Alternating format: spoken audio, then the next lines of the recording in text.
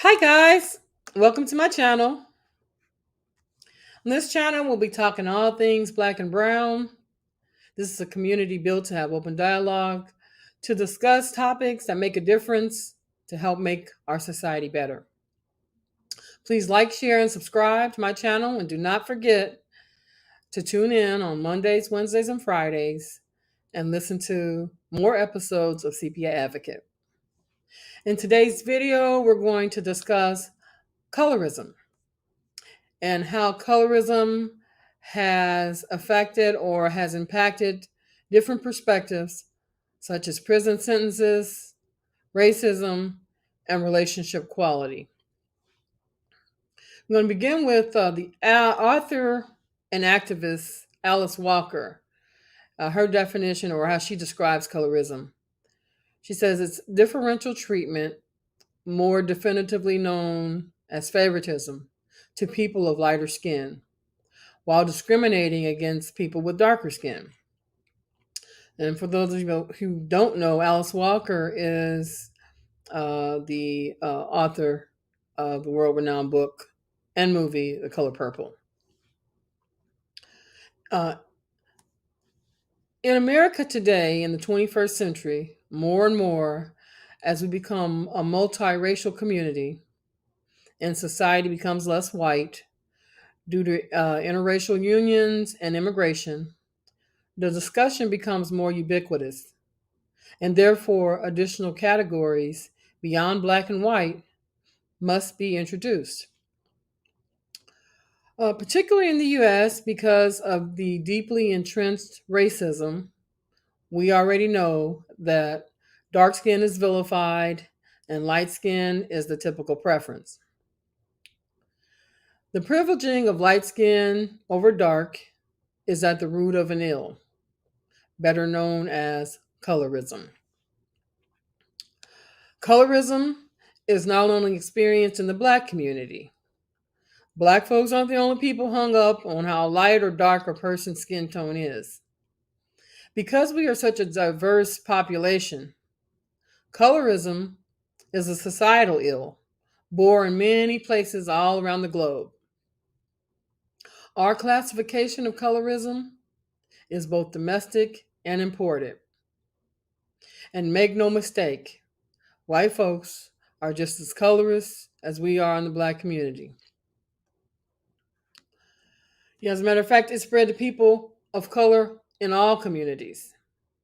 Statistics show that colorism has been linked to decreased marriages, socialization within family and the community, harder jobs, longer prison sentences, poor relationship quality, racial discrimination, and discrimination at workplaces.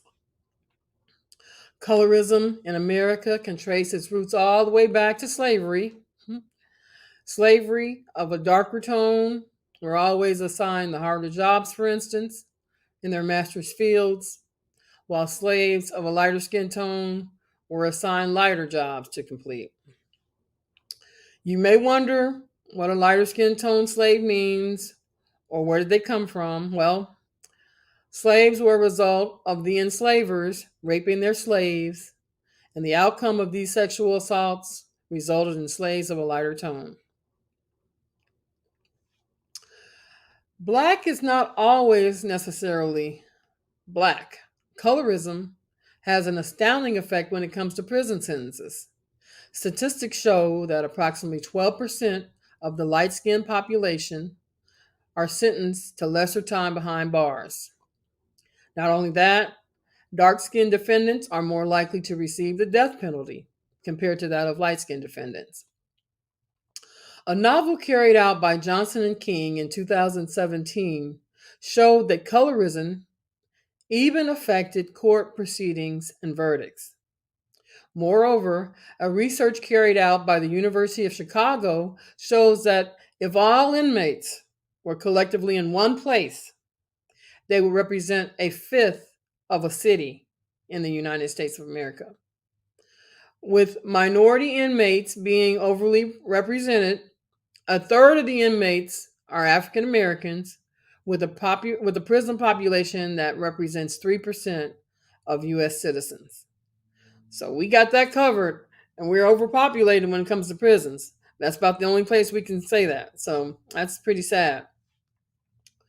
Racial colorism fuels racism in many areas, especially in workplaces.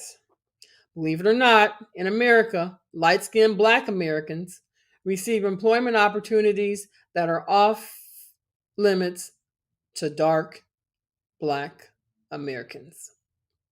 In some cases, traced in the 21st century, the light skinned black people believed that they were better placed for job opportunities compared to their fellow dark black counterparts, which encouraged discrimination among the darker skinned community. This is steered to this day, whereby modeling agencies prefer light skinned models, henceforth explaining the skyrocketed sales of light skinned creams like Fair and Lovely, boasting a 38 million in sales worldwide. The whitening creams are the best sellers in America, Asia, and around the world.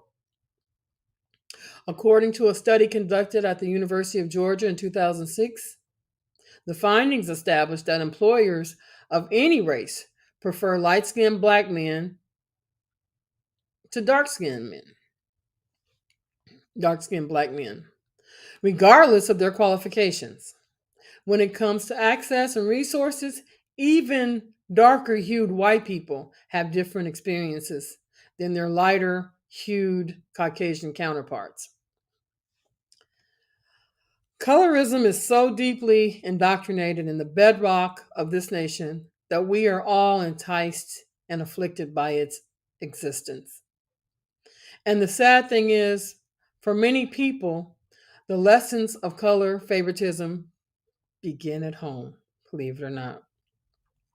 All too often, the pervasiveness of color bias from the outside world, mind you, sleeps into the household and becomes part of the inbred and instilled teachings of parenting. Family is the foundation of every society. How parents treat their children significantly determines the child's self esteem and their respect or perspective of society.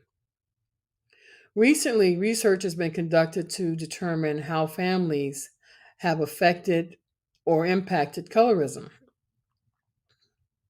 Recent qualitative research has shown that skin tone bias was reinforced within families. The research further concluded that families played a significant role in influencing how their children view themselves, or other people in society for that matter. This explains the origins of racial socialization and why it is so apparent to this day. Uh, Black parents have confessed to sensitizing their children about racial socialization. What this does is it encourages members of the Black community to pick friends from their own community for fear of being discriminated against by other people besides their own community. Well, one positive light on colorism is that research carried out by Christian Reed showed that dark skinned people feel more attractive compared to light skinned people. However, social scientists have realized that light skinned African Americans are favored in many ways socially, politically, and economically. Colorism is a critical element in researching people of color. It helps understand the association of all societal aspects and how they relate or affect Black and Brown people in the community. Unfortunately, particularly in the US, where we're all supposed to be the melting pot of the world, right here in the United States, not only does race still matter, but color matters also. So I have a question. Do you think that colorism starts in the home? Should parents of all color and creeds embrace the color variations that exist inside their household as opposed to focusing on the pigmentation of the various skin tones, or even worse, pretending that everyone is the same and that it really doesn't exist. I think that sets a tone and a precedence for how colorism starts evolving in the home, and how it kind of erupts, in people's emotions and feelings about it. Do you think by parents embracing the color variations, do you think this will help alleviate the pervasiveness of colorism? That's a question I have, and I'd like to know the answer to that, because really, that this is an awful ugly um, existence that really shouldn't play a part. But still, 250 years later, we're still looking at the effects of colorism. Racism is bad enough, but when we are actually racist against our own, that's even worse. So, let me know in the comments, and feel free to join in the conversation to as whether or not you feel like this is a an approach to helping, at least, maybe not alleviate it, but limit. Actually, we want to alleviate it, colorism, because it's a horrible thing. So, okay, until next time, be safe and be blessed. Bye bye.